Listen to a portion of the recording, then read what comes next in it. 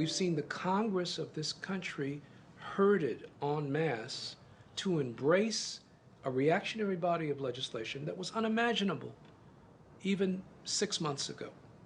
We saw the state legislature of New York in the assembly vote 135 to 5 for a whole series of punitive measures against the crime of terrorism.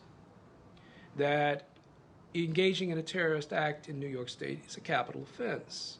Supporting a group that the state attorney general defines on the list of terrorist organizations, giving $1,000 or more to such a terrorist group, is a criminal offense that could put you in jail for 5 to 7 years. Now, when you think about the fact that it was not too long ago that the African National Congress was defined by our government as a terrorist organization, when you think about the Southwest African Peoples Organization, SWAPO, when you think about Frelimo in Mozambique, when you think about liberation movements in El Salvador, Nicaragua, and the Sandinistas, if you think about the U.S. role in Grenada and the New Jewel movement, all defined as terrorists, you see the great danger to civil liberties and to the pursuit of legal justice in this country through this Ashcroft-initiated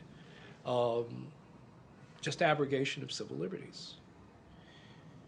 The Democratic Party has, almost to a person, capitulated en masse to this offense against civil liberties.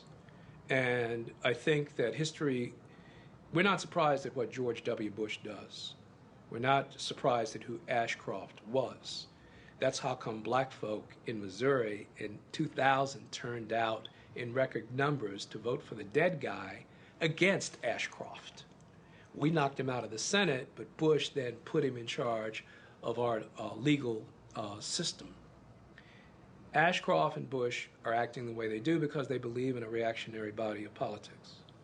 The Democratic Party, which ostensibly represents the alternative, represents no alternative. And so the real challenge for progressives and left-of-center politics in this country is to reframe a politics, the possibilities of a left politics that transcend this kind of Tweedledum and Tweedledee framing of issues. And that's a real problem for us. And I think the only way that we can begin to address that is to focus on on concrete issues that have touched people's lives.